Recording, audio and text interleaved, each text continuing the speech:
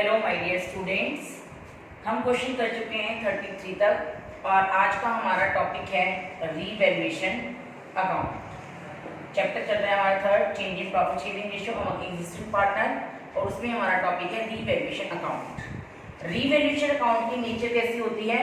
Nominal.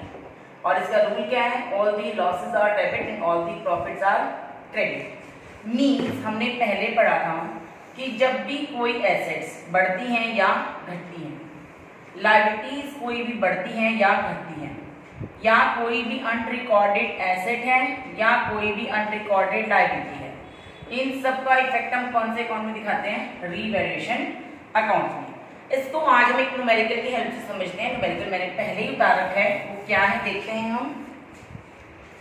Numerical के अंदर एक बैलेंस शीट गिवन है, टोटल नहीं लिखा मैंने, अपनी मर्जी से लिए मेजर फिगर से, जिसमें लैंड कितनी है? 4 लाख, डेटर्स कितने हैं आपकी? 3 लाख, उसमें से डाउटफुल डेट हमने प्रोविजन क्रिएट किया कि शायद 25% डूब जाए, पहले से ही प्रोविजन क्रिएटेड 25, मींस हमें कितना रिसीव हो सकता है? 275। स्टॉक गिवन है 66 एंड प्लांट गिवन है 2 लाख।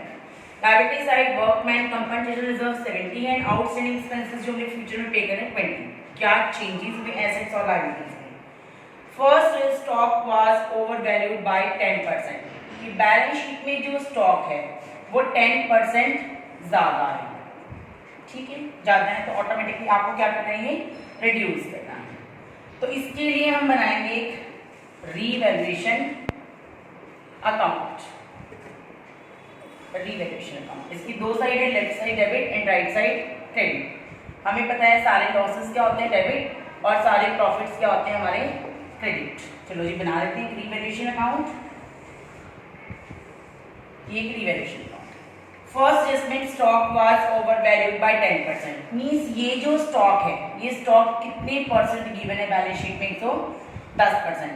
और हमें चाहिए कितना? 100%। तो निकालते हैं। अगर 110% स्टॉक 66,000 है तो 100% स्टॉक कितना होना चाहिए? 66 अपॉन 110 इंटू 100। काटते हैं इसको, ये कितना आ रहा है हमारा? 60,000। मतलब मेरी बैलेंस शीट में एट प्रेजेंट स्टॉक कितना होना चाहिए? 60, लेकिन है कितना? 66, 6,000 ज्यादा है। तो हमें स्टॉक को क्या करना है? कम, टू डिक्रीज इन स्टॉक। कितना स्टॉक डिक्रीज करना है हमने? 6,000। First adjustment. Second, land appreciated by 10%। आपने अपनी लैंड को 10%, एप्रिशिएट मींस क्या होता है? ज्यादा करना है, वैल्यू ज्यादा हो गई, तो 4 लाख का 10% ज्यादा हो गई, आपको फायदा होता है। बाय लैंड कितने परसेंट है आपकी? 10% एप्रिशिएट हुई है, तो 4 लाख का 10% 40,000। Plant depreciated by 20,000। Plant depreciate means reduce, कम हो गया, तो डू डिक्रीज इन प्लांट। कितना कम हो गया? 20,000। Outstanding expenses are to be written back beyond not payable. अब हमने पेमेंट नहीं करनी, हमने पेमेंट करनी थी और अब नहीं करनी तो हमें क्या हो रहा है? फायदा हो रहा है। हमें फायदा हो रहा है तो हम कहाँ जाएंगे? By outstanding expenses. हमें पेमेंट नहीं करनी, हमें फायदा हो रहा है, पैसा बच गया हमारे पास। ये क्या हो गई हमारी? Decrease in liability. By next, provision for doubtful debts to be written back since all debtors are good. हमने सोचा था कि 25 डूबने के चांस हैं, लेकिन नहीं डूब रहे तो increase in debtors increase in debtors, फायदा हो रहा है बाय इंक्रीज इन डेटर्स। कितने इंक्रीज हो रहे हैं आपके debtors? 25,000। A provision for workman compensation claim be made 30,000। 30,000 का क्लेम हुआ, रिजर्व में कितने पड़े हैं? 70। इसका टॉपिक हम पहले ही कर चुके हैं। कैसे कर चुके हैं? देखो यार, हमने किया था workmen compensation reserve account debit. Reserve कितना है? 70। To provision for claim, claim कितना हो गया आपका? 30 and remaining to old partners capital account. जितने भी आपके पार्टनर्स होंगे उनमें आप 40,000 को डिस्ट्रीब्यूट कर दोगे इन ओल्ड रेशियो। तो इसमें ना हमारी कोई लायबिलिटी बढ़ रही है ना कोई कम हो रही है, तो इसका कोई भी इफेक्ट रिवैल्यूएशन अकाउंट पे नहीं पड़ेगा। एक बार रिपीट कर लेते हैं। आज का टॉपिक है रीवैल्यूएशन अकाउंट। नेचर कैसी है? नॉमिनल। नॉमिनल क्या कहते हैं? All the losses are debit and all the profits are credit. हम पहले ही पढ़ चुके हैं कि कोई भी एसेट या कोई भी लायबिलिटीज इंक्रीज या डिक्रीज होती है, उसका इफेक्ट डायरेक्टली किस पे पड़ता है? आपके रीवैल्यूएशन अकाउंट पे। तो हमने एक इमेजिनरी फिगर से बैलेंस शीट ड्रॉ की है, जिसमें आपकी लैंड गिवन है, डेटर्स है, प्रोविजन है, stock, plant and workman reserve और आउटस्टैंडिंग एक्सपेंसेस। नीचे एडजस्टमेंट क्या बोलती है? Stock was over value 10%। आपका स्टॉक 10% ज्यादा है, मतलब ये वैल्यू 110% है।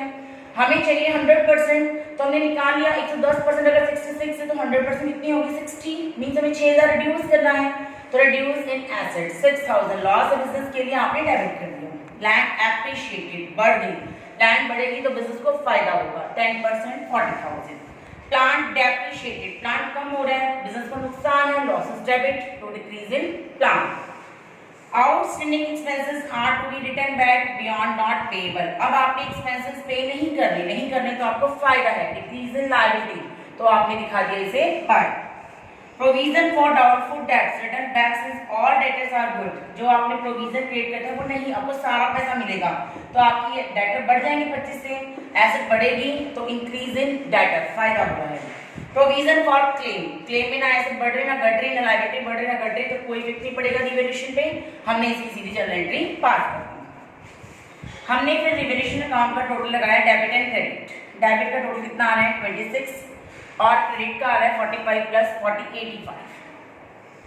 क्रेडिट का टोटल है 85 और डेबिट का टोटल कितना है? 26।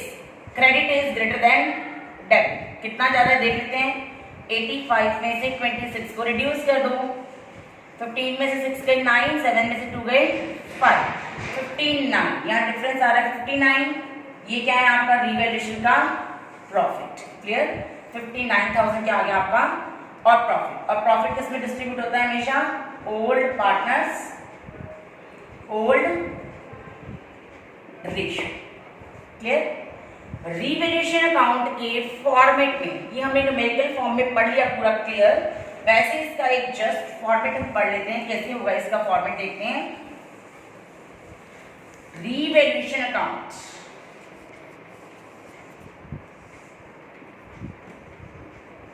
Debit and credit. क्लियर?